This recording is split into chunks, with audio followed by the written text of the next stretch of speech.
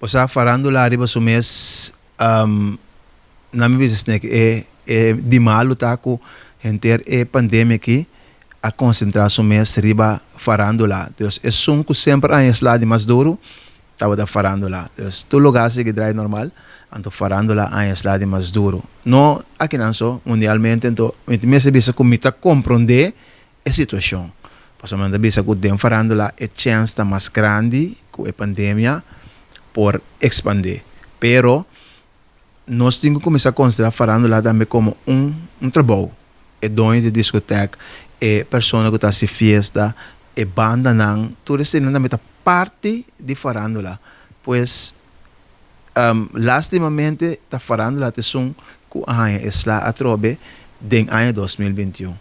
De caso aqui, tabisa slap, pero bonota hanya ku agrupação ng mesa para muito que tu diretamente no momento que o COVID-19 aqui na. Pois a situação estava assim que a agrupação musical a começar a ensaiar, costa para, começar a ensaiar, costa para, al final, não a começar a cair um tique verdade, vir um tique nonchalant. Então, a coisa abre, praticamente, não estava tendo mais a agrupação musical que está clara para apresentar. Pero coisa como te bisa, na me será aproveitar a oportunidade, então grava.